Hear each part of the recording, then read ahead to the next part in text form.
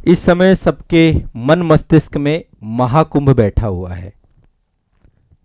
भारत का हर व्यक्ति महाकुंभ जाना चाहता है और महाकुंभ का आयोजन आप सभी जानते हैं इस बार संगम क्षेत्र में हो रहा है, प्रयागराज में हो रहा है। प्रयागराज का संगम क्षेत्र केवल नदियों का संगम नहीं है। जब जब महाकुंभ आता है तो महाकुंभ में नदियों का संगम क्षेत्र में अध्यात्म का संगम, संतों का संगम, लोगों का संगम, पूरे देश का संगम, पूरे विश्व का संगम और नई प्राण ऊर्जा का संगम यहां पर देखने को मिलता है। ये महाकुंभ की विशेषता है। आस्था की डुबकी, बहुत सारे करोड़ों करोड़ों लोग, लगभग 50 करोड़ से ज्यादा लोग महाकुंभ क्षेत्र में स्नान कर चुके हैं। ये विश्व का सबसे बड़ा मेला है, यूनेस्को की अमूर्त सांस्कृतिक विरासत है। यूनेस्को की अमूर्त सांस्कृतिक विरासत है। महाकुंभ मेला रीति रिवाजों से जुड़ा एक विशाल आयोजन है जिसमें स्नान समारोह होता है, सबसे महत्वपूर्ण होता है। इसमें शाही स्नान का भी कॉन्सेप्ट है। 1 महीने पूरा का पूरा एक कार्यक्रम चलता है। मैं थोड़ा सा तथ्यात्मक भी जाऊंगा, लेकिन अभी थोड़ा सा ध्यान से समझिएगा, केवल अभी चीजों को सुनने का प्रयास करिए। वर्ष 2025 में 13 जनवरी से लेकर 26 फरवरी तक महाकुंभ का आयोजन हुआ। और यहां पर मेरा उद्देश्य इस पूरे टॉपिक को पढ़ाने के पीछे यह है कि आप इसकी महत्व को समझ पाएं और परीक्षा उपयोगी क्या क्या चीजें हो सकती हैं उसको भी समझ पाएं, भारत की संस्कृति को समझ पाएं, भारत की आध्यात्मिक संस्कृति को, सांस्कृतिक उत्सव को, एकता के प्रतीक को। यहां पे लाखों तीर्थयात्री पहुंचते हैं। तो ये एक पूरी सीरीज है। आसान भाषा में महाकुंभ को मैं आरंभ से अब तक पूरा कंप्लीट कराऊंगा, पूरा बताऊंगा, और इसके लिए 1-2 सेशन और होंगे आपके, ठीक है। पहले इस सेशन में मेरा प्रयास है कि आपको सारी चीजें स्पष्ट हो जाए, फिर आगे मैं और डिटेल में आपको इसके बारे में बताऊंगा। तो अभी एक चीज और यहां पे स्पष्ट कर देता हूं कि अभी जो महाकुंभ हुआ है उसमें पर्यावरण संरक्षण को लेकर भी बहुत सारे कार्य किए गए हैं। 16 से 18 फरवरी के बीच 3 दिवसीय इंटरनेशनल वर्ल्ड फेस्टिवल का आयोजन भी महाकुंभ मेला क्षेत्र में हुआ है ना। तो परीक्षा उपयोगी जो जो चीजें यहां पर निकल के आई हैं उन चीजों को भी डिस्कस करेंगे हम लोग, ठीक है। एक एक करके बात करेंगे, इसलिए बहुत विस्तार में बात होने वाली है, बहुत चर्चा में बात होने वाली है। तो महाकुंभ रीति रिवाजों का जुड़ा हुआ एक विशाल आयोजन है। इसको लेकर के पौराणिक बातें बहुत सारी हैं, उन पे भी बात करेंगे कि इसका आयोजन क्यों किया जाता है। वैसे एक सेशन मैंने ब्रह्मकुंड से लिया था। ब्रह्मकुंड हरिद्वार में पड़ता है, हर की पौड़ी एक जगह है, वहां पे एक जगह है ब्रह्मकुंड। वहां से मैंने एक भारत दर्शन का वीडियो शूट किया था जहां पे मैंने कुंभ मेला के बारे में या इसके पूरे पौराणिक महत्व के बारे में बताया था। क्योंकि हरिद्वार में, नासिक में, उज्जैन में और प्रयाग में 4 जगह आपका कुंभ मेले का आयोजन होता है, ठीक है। 12 साल बाद कुंभ होता है, और जब 12 साल बाद 12 कुंभ हो जाते हैं तो 144 साल बाद महाकुंभ आता है। और इस बार चूंकि महाकुंभ था और इसका प्रचार इसी तरीके से किया गया, वैसे आप देखें तो हर 12वें साल कोई ना कोई महाकुंभ तो होता ही है। सरकार ने इस तरीके से प्रचार किया तो करोड़ों करोड़ श्रद्धालु पहुंचे, हर जगह भीड़ ही भीड़ है।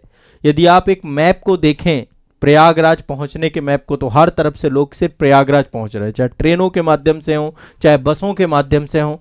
भारत का हर व्यक्ति प्रयागराज में डुबकी लगाना चाहता है। एक बार कमेंट में आप जरूर बताइए कि क्या आप इस मेले में पहुंचे हैं। तो इसमें स्नान समारोह होते हैं। त्रिवेणी संगम में बहुत सारे लोग, लाखों तीर्थयात्री इस पवित्र प्रथा का हिस्सा लेने के लिए एकत्रित होते हैं। अब चूंकि इतनी बड़ी संख्या में लोग यहाँ पर आते हैं तो यहाँ पे पुलिस के पास बहुत सारी चुनौतियां होती हैं। और इस बार के महाकुंभ में भी कुछ अप्रिय घटनाएं देखने को मिली जो नहीं होनी चाहिए थी। भगदड़ जैसी स्थिति बनी, भगदड़ जैसे हालात बने, और कुंभ का पूरा माहौल भी बीच में जो है गमगीन हो गया। भगदड़ जैसे हालात दिल्ली रेलवे स्टेशन में भी बने। यहाँ पर भी बहुत सारे लोग जो है खत्म हो गए, है ना। संगम क्षेत्र में बहुत सारे शोक, पुलिस ने तो डेटा भी छुपाया, उसको पुलिस ने या फिर सरकार ने उसका सही डेटा, सही जानकारी नहीं दी। मात्र 30 लोगों के मरने की खबर आई, जो अपने आप में बहुत ही दुखद है। नहीं होना चाहिए था ये घटना, ठीक है। क्योंकि भगदड़ में जिस तरीके से व्यक्ति का जीवन जाता है वो अपने आप में सबसे ज्यादा दुखद है। मैं उस पर भी आऊंगा, लेकिन पहले मैं महाकुंभ के बारे में बताऊंगा, ठीक है। तो लोगों का मानना क्या है कि महाकुंभ जब आता है, ये चूंकि पूरा का पूरा ज्योतिष विज्ञान से जुड़ा हुआ है, तो उस समयावधि में इस पवित्र जल से डुबकी लगाने पे अपने सभी पापों से हम मुक्त हो सकते हैं, ऐसा हमारा मानना है। ठीक है, और इसको हम कई संदर्भों में जोड़ रहे हैं। मैंने जैसे यहां पे लिखा, अध्यात्म, विज्ञान और आस्था का अद्भुत संगम है। इसमें अध्यात्म भी है, विज्ञान भी है और आस्था भी है। तीनों चीजें आपस में जुड़ती हैं इसमें। आप इसमें क्वेश्चन मार्क नहीं लगा सकते। बहुत सारे लोग क्वेश्चन मार्क लगाते हैं, कभी भी आस्था पे प्रश्न चिन्ह नहीं लगाया जा सकता है। यह हमारे आस्था का विषय है और आस्था को कभी भी क्वेश्चन मार्क में नहीं खड़ा कर सकते हैं। तो ऐसा लोगों का मानना है कि यदि संगम क्षेत्र में हम डुबकी लगाते हैं महाकुंभ समय काल पे, तो हमारे पूर्वज और इसके अलावा पुनर्जन्म का जो चक्र है, यानी मोक्ष का जो कॉन्सेप्ट है, उसकी आध्यात्मिक प्राप्ति यहां से हो सकती है, आध्यात्मिक मुक्ति हो सकती है। ठीक है, तो स्नान की रस्म है। तीर्थयात्री पवित्र नदी के किनारे पूजा करते हैं। कई साधु संतों का यहाँ पे एक पूरा प्रवाह होता है, ज्ञानवर्धक प्रवचन भी चलते हैं। यहाँ पे पूरा एक नया जिला ही बनाया जाता है। उत्तर प्रदेश सरकार पूरा नया जिला बनाती है। महाकुंभ मेला क्षेत्र एक नया जिला, उत्तर प्रदेश का 76वां जिला बनाया गया इस बार। तो यहाँ पे कई सारे सेक्टर, टेंट सिटी का डेवलपमेंट किया जाता है। इस बार आगजनी भी देखने को मिली, 2 से 3 बार टेंट सिटी में आग भी लगी, वो भी देखने को मिला। तो यहाँ पे बहुत सारे साधु संतों का संगम समागम होता है, लोग उन्हें देखने भी आते हैं, है ना। और बहुत सारे अखाड़े यहाँ पे पहुंचते हैं। तो लोग जो है आप देख सकते हैं, ये कुछ दृश्य रहता है। मैं भी महाकुंभ क्षेत्र पहुंचा था और महाकुंभ क्षेत्र में मैं महाकुंभ से पहले भी गया हूँ। वहाँ की जब तैयारियां चल रही थी तो उस समय भी गया हूँ, क्योंकि मैं दिल्ली में रहता हूँ तो जो है, और महाकुंभ के टाइम पीरियड पे भी मैं पहुंचा हूँ, दोनों ही टाइम पे पहुंचा हूँ। तो प्रयागराज का महाकुंभ जो है, ये पौष पूर्णिमा से इसकी शुरुआत चालू होती है और मकर संक्रांति का टाइम जो होता है, उसके पवित्र जल में डुबकी लगाना शुभ माना जाता है। लेकिन कुछ तरीके बहुत खास होती हैं, ठीक है, और उन तारीखों को शाही स्नान के तौर पे जाना जाता है। पौष पूर्णिमा से शुरुआत होती है, पौष पूर्णिमा का स्नान होता है, फिर मकर संक्रांति का स्नान होता है, मौनी अमावस्या का स्नान होता है, बसंत पंचमी का स्नान होता है, माघी पूर्णिमा का स्नान होता है और महाशिवरात्रि का स्नान होता है। टोटल 6 स्नान को शाही स्नान के रूप में, और इसमें सबसे ज्यादा भीड़ होती है, सबसे ज्यादा भीड़ मौनी अमावस्या के दिन ही भगदड़ मची थी। तो महाकुंभ का जो शुरुआत होता है उसमें जो है आपका पौष पूर्णिमा से उसकी शुरुआत मानी जाती है। और इसके बाद जो है, जो शाही स्नान की डेट होती है, उसमें जितने भी साधु संत और अखाड़े यहाँ पे पहुँचते हैं। मैं अखाड़ों के बारे में भी डिस्कस करूंगा, भारत में कितने अखाड़े हैं, अब भारत में जो मठ हैं हमारे, उन सब का महत्व क्या है, शंकराचार्य जी ने क्यों स्थापित किया उनको, ये सब कुछ भी आपको जानना चाहिए। आपके आर्ट एंड कल्चर का एक हिस्सा है, ये कला एवं संस्कृति का हिस्सा है। और इस समय ध्यान रखिएगा, जितने लोग यूपीपीसीएस का एग्जाम देंगे, जब आपका इंटरव्यू होगा तो महाकुंभ से बहुत सारे क्वेश्चन पूछे जाते हैं हर बार इंटरव्यू में, ठीक है। तो यहां पर जो है बहुत सारे अखाड़े सम्मिलित होते हैं, ठीक है। धार्मिक समाज पूरा का पूरा इकट्ठा होता है और शाही स्नान से जुड़ते हैं। इसको राजयोगी स्नान भी कहा जाता है। क्या बोलते हैं, शाही स्नान को राजयोगी स्नान के नाम से भी जाना जाता है। अब राजयोगी स्नान कुंभ मेले का मुख्य आकर्षण होता है। अब यहाँ पर इस बार जो 2025 का आपका महाकुंभ हुआ, इस महाकुंभ में करोड़ों श्रद्धालु पहुंचे। तो पहले मैं वो डेटें आपको बता देता हूं जो शाही स्नान के तौर पे थी। देखिए प्रशासन की ये व्यवस्थाएं हैं, आप देखिए प्रशासन ने किस तरीके से इसमें इतने सारे पुल बनाए जाते हैं। कुछ पुल आपके अस्थायी तौर पे जो पीपा के पुल बोलते हैं, वो पुल भी इसमें बनाए गए हैं। और रस इस बार बहुत था इस महाकुंभ में। तो यहाँ पे कुछ तिथियां मैं आपको बताऊंगा। हमारे देश के साधु संत यहाँ पर पहुँचते हैं, जो अपने आप में बहुत ही बड़ा जो है अवसर होता है इनको देखने का, रूबरू होने का, ठीक है। और यहाँ पे विभिन्न प्रकार के लोग पहुँचते हैं। ये कुंभ का लोगो था इस बार का, ठीक है। लोगों पे भी आएंगे, सब चीज़ों पे डिस्कस करेंगे। और ये आप देख सकते हैं, मैं यहाँ पे ये वाले मैप से कुछ चीज़ें आपको स्पष्ट हो जाएंगी। जो हमारा महाकुंभ मेला क्षेत्र आपका बनाया गया था, देखिए 2 नदियाँ हैं, एक तो गंगा है, दूसरी यमुना है। तो 2 नदियों का संगम है। वैसे तीसरी नदी का भी यहाँ पे हमेशा आप लोगों ने सुनते होंगे कि तीसरी नदी अदृश्य तौर पर यहाँ पर है। एक तो ये गंगा नदी है, ठीक है, और ये दूसरी नदी है। ये संगम, यहाँ पे संगम होता है, इसको संगम नोच का एरिया बोलते हैं। ज़्यादातर लोग यहीं पर पहुँचना चाहते हैं, है ना। जब कभी आप जाएंगे सामान्य दिनों में, तो जो यहाँ पे घाट पे नाव वाले होते हैं, वो आपको बताएंगे कि आप चलिए पहले संगम आपको दिखाते हैं और फिर आपको वहीं पर घाट में बहुत सारे लोगों ने बीच में बना रखा है स्नान करने की जगह, तो वहाँ पर स्नान भी करवाते हैं। सामान्य दिनों में भी आप जाइए, एक ही महत्व है, कोई ऐसा नहीं है कि बहुत बड़ा परिवर्तन है। अब यहाँ पे देखिए पूरी तरीके से पूरा का पूरा एक जिला एक टेंट सिटी का बनाया जाता है। स्नान घाट अलग अलग बनाए गए हैं, बहुत सारे स्नान घाट, आपने वीआईपी कल्चर के बारे में भी सुना होगा। टेंट सिटी, यहाँ पे अखाड़ों को रुकने की जगह भी होती है। तो जो पूरा का पूरा देखेंगे, ये आप देखिए, ये वाले मैप में स्पष्ट हो जाएगा। इधर तो झूसी वाला क्षेत्र है, ठीक है, ये झूसी वाला क्षेत्र है। यहाँ पे अरैल घाट है, अरैल वाला क्षेत्र है, नैनी अरैल, ये अरैल वाला जो क्षेत्र है वो नैनी से जुड़ा हुआ है। ये ऊपर झूसी वाला क्षेत्र है और इधर आपका तेलियरगंज है, ठीक है, तेलियरगंज है और ये संगम का क्षेत्र है। ये वाला यहाँ पर ये संगम नोच का क्षेत्र है। जो भगदड़ मची थी यहाँ पर मची थी आपकी, और कुछ जानकारी और भी अन्य जगहों से आई थी कि यहाँ पर भी भगदड़ मची थी। बाकी प्रयागराज आपका काफ़ी बड़ा है, उत्तर प्रदेश का लगभग 60 से 70 लाख की जनसंख्या यहाँ पर रहती है प्रयागराज में। तो इस तरीके से कुछ इसको पूरा डेवलप किया गया था। इसका डेवलपमेंट मैप आप देख रहे हैं, मल्टीपल सेक्टर में इसको विभाजित किया गया था, पूरे मार्ग बनाए गए थे, है ना। और यहाँ पे पूरा का पूरा जिस तरीके से एक जिले का प्रशासन होता है, 76वां जिला बना करके एक पूरे जिले का प्रशासन भी इस्टेब्लिशमेंट किया गया था। तो मैं यहाँ पे कुछ स्नान की डेटे में आपको लिखता हूँ, और इन स्नान की देखिए शुरुआत, जैसा कि मैंने आपको बताया कि शुरुआत होती है पौष पूर्णिमा से, ठीक है। एक बार हम देख लेते हैं संभवतः, हाँ आप लोग लिख, ये चीजें जाननी है आप सभी को, ठीक है। कुंभ मेला की शुरुआत होती है पौष पूर्णिमा से।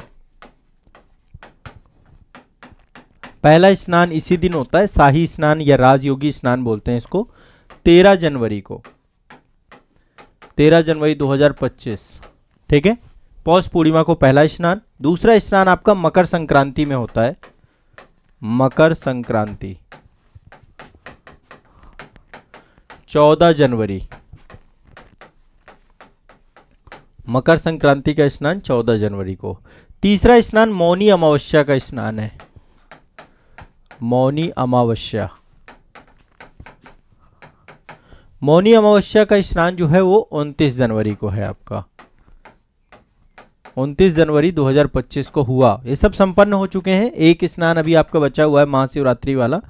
इसके बाद बसंत पंचमी, वसंत पंचमी, वसंत पंचमी का स्नान 2 फरवरी को, वो 3 फरवरी को था, 2 को भी बसंत पंचमी थी, लेकिन स्नान आपका 3 फरवरी 2025 में था, ठीक है। इसके बाद एक स्नान आपका माघी पूर्णिमा पड़ता है, माघी पूर्णिमा। 6 स्नान थे टोटल, शाही स्नान पूर्णिमा। वैसे तो हर दिन स्नान करिए, ठीक है, लेकिन ये विशेष ग्रह दशाएं ऐसी होती हैं, ज्योतिष से चूंकि पूरा जुड़ा हुआ है। 12 फरवरी 2025, ठीक है। और तीसरा देखिए, बहुत भीड़ में नहीं जाना है, भीड़ वाले मैं तो कहता हूँ स्नान जिस दिन ये पढ़ते हैं भीड़ बहुत होती है, कभी मत जाइए, आप सामान्य दिनों में जाइए। और सैटरडे संडे भी बहुत भीड़ होती है, यहाँ पे बहुत भीड़ होती है, लंबा जाम लगा हुआ है, स्थिति बहुत अलग है, ठीक है। महाशिवरात्रि, महाशिवरात्रि आपका 26 फरवरी को है 2025, ठीक है। तो अभी ये वाला स्नान बचा हुआ महाशिवरात्रि वाला। वैसे जितने भी साधु संत या कल्पवासी होते हैं वो माघी पूर्णिमा के स्नान के बाद धीरे धीरे धीरे धीरे जाने लग जाते हैं, ठीक है। तो महाकुंभ 2025 आपका एक पवित्र तीर्थ यात्रा या आस्था का जश्न है।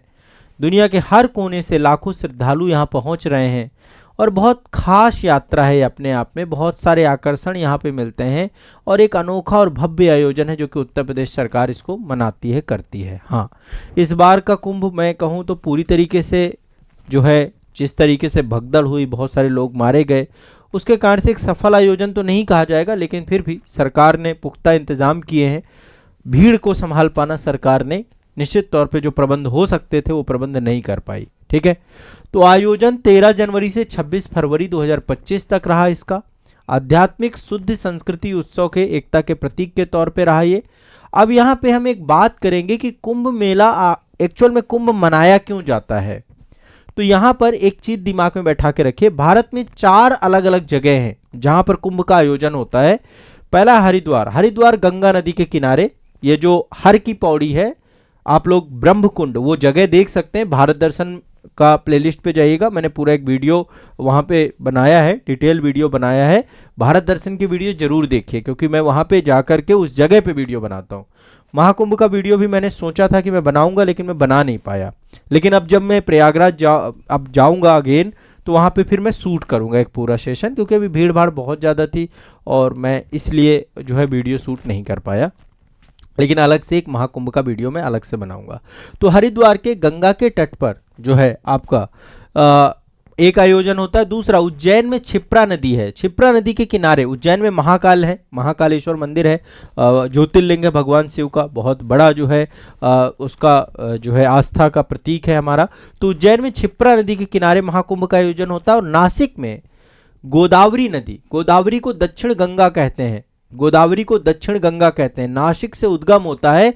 वहां पे त्र्यंबकेश्वर है, त्र्यंबकेश्वर भी ज्योतिर्लिंग में आता है। तो नासिक में गोदावरी के दक्षिण गंगा के तट से, ठीक है, वहां से आपका होता है। और प्रयागराज में गंगा यमुना और पौराणिक अदृश्य सरस्वती के संगम पर, अदृश्य सरस्वती यानी कि सरस्वती नदी अदृश्य यहां पर मानी जाती है। वैसे एक्चुअल में देखिए, सरस्वती नदी का उद्गम तो होता है, जो आपका हर्सिल वैली है उत्तराखंड में, वहां पर आपका सरस्वती नदी का उद्गम तो माना जाता है, ऐसा नहीं कि उसका उद्गम नहीं मानते हैं, ठीक है। अब कुंभ के देखिए विभिन्न प्रकार हैं। कुंभ मेला हर 12 साल में लगता है। महाकुंभ 12 का 12 से गुणा कर दीजिए, उसका रिपीटेशन महाकुंभ बोलते हैं उसको, ठीक है।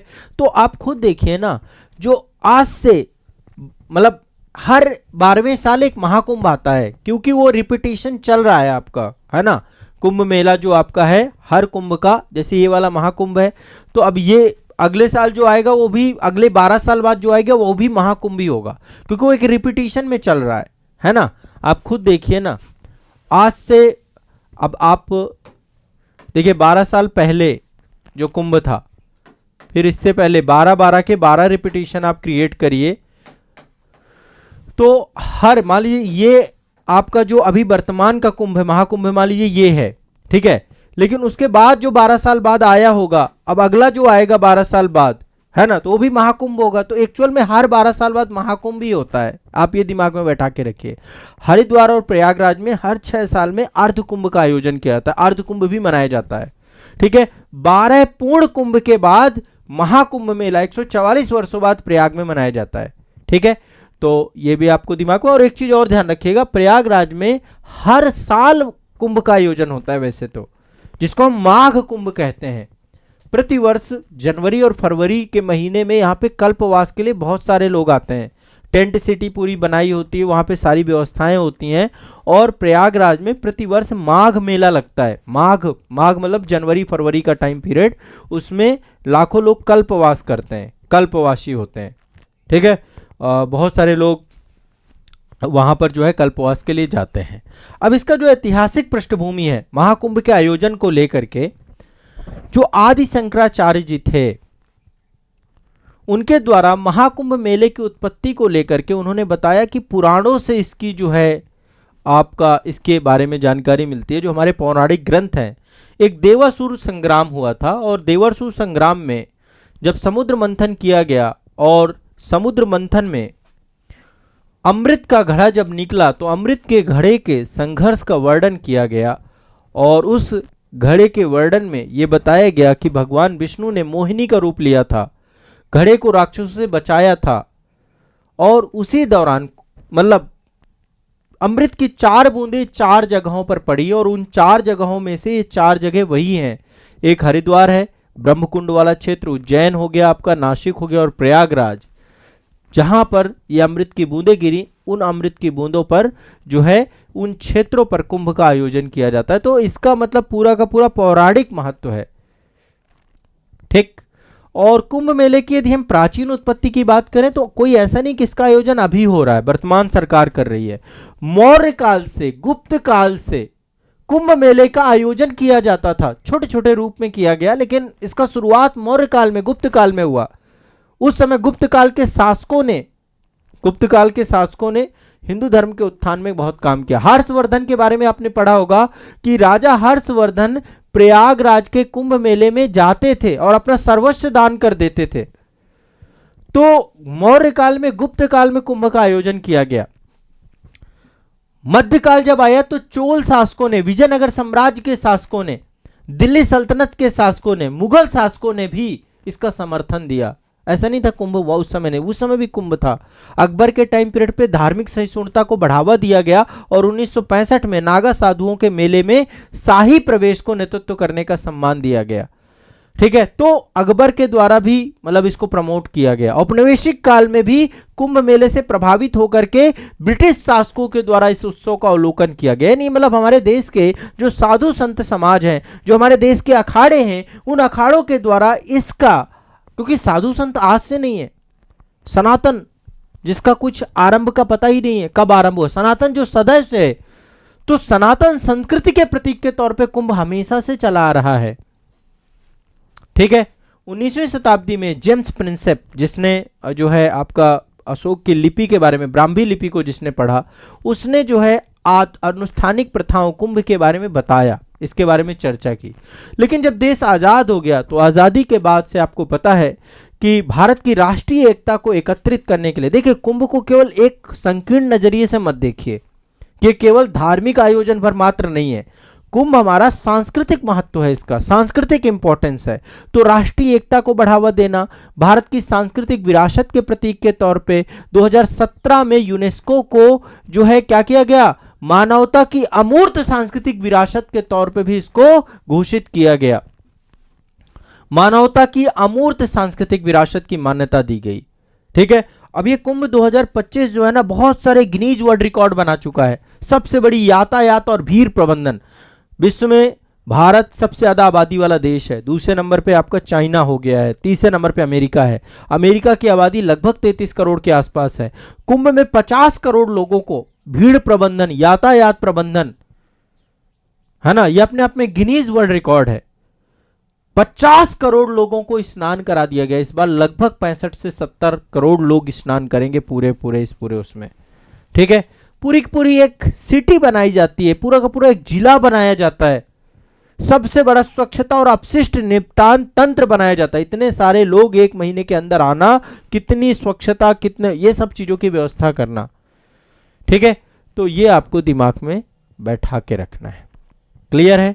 अब इसके बारे में एक दो बातें हम और आगे अगले सेशन में मैं और चीजें डिस्कस करूंगा। शाही स्नान का महत्व क्या है, अखाड़ा का मतलब क्या है, अखाड़े क्यों बने हुए हैं, कौन कौन से अखाड़े हैं, शैव अखाड़े कौन कौन से हैं, वैष्णव अखाड़े कौन कौन से हैं, उदासीन अखाड़े कौन कौन से हैं। ठीक है, जुलूस कैसे निकलता, आध्यात्मिक प्रवचन, ये सब चीजों के बारे में डिस्कस करेंगे। बस यूनेस्को की अमूर्त सांस्कृतिक विरासत में चूंकि ये जुड़ चुका है, 2017 में जोड़ा गया था, इस सूची में इसको एस्टेब्लिशमेंट किया गया था।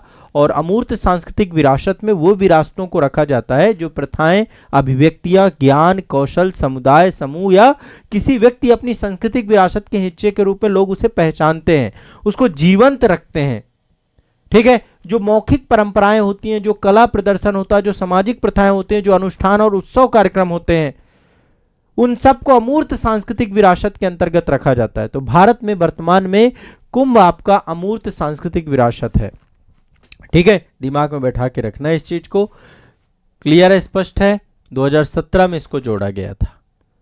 चलिए, तो ये कुछ जानकारी मैं आप सभी को दे रहा हूं कुंभ के बारे में। बाकी एक सेशन और रखेंगे हम लोग जिसमें कुंभ के बारे में और डिस्कस करेंगे। आप लोगों के भी यदि कुछ प्रश्न हो तो चर्चा करिएगा। इस बार कुंभ मेले में आपने देखा IIT बाबा के नाम से एक व्यक्ति थे, अभय सिंह जी। मैंने भी उन्हें बहुत सुना है, बहुत ही शानदार व्यक्तित्व, बहुत ही बड़ी पर्सनालिटी, और जिस तरीके से उन्होंने इस पूरे कुंभ में एक वो मतलब एक तरीके से केंद्र बिंदु बन गए। IIT बाबा के बारे में आप सभी ने देखा होगा। तो निश्चित तौर पे देखिए, कहीं ना कहीं पे हमारा जो सनातन है, हमारी जो संस्कृति है, उस संस्कृति में ये है बल कि वो सबको एकजुट कर दे, सबको एक साथ लाकर खड़ा कर दे। ये है उसके अंदर क्षमता, जो क्षमता हमें इस कुंभ के आयोजन से देखने को मिलती है। इसीलिए मैं कहता हूं कि कुंभ कोई सामान्य सी घटना नहीं है। महाकुंभ को हम सामान्य सी घटना देख करके बात मत समझिए। ये एक संगम है, ये केवल नदियों का संगम नहीं है, ये संगम अध्यात्म का संगम है, संतों का संगम है, लोगों का संगम है, देश का संगम है, पूरे विश्व का संगम है, नई प्राण ऊर्जा का संगम है। ये है महाकुंभ, इसलिए इसको महाकुंभ का दर्जा है। ठीक है, इसमें पूरा भारत एक भारत हो जाता है, पूरा विश्व, 72 देशों के डेलीगेट पहुंचे थे इस बार। ठीक है, इस पूरे आयोजन का समझने के लिए। ठीक है, एक पूरा का पूरा रिसर्च सेंटर है, एक अनुसंधान है, कैसे इतना बड़ा आयोजन। हमारे घर पे एक शादी विवाह में है ना 5-10 लोग आ जाते हैं, 15 लोग 20 लोग आ जाते हैं, तो उसका प्रबंधन करने में तो दिक्कत हो जाती है। ये तो पूरा का पूरा करोड़ों की आबादी यहाँ पहुंच रही है। ठीक है, तो इसके बारे में हम डिस्कस करेंगे। चलिए मिलते हैं अगली क्लास में।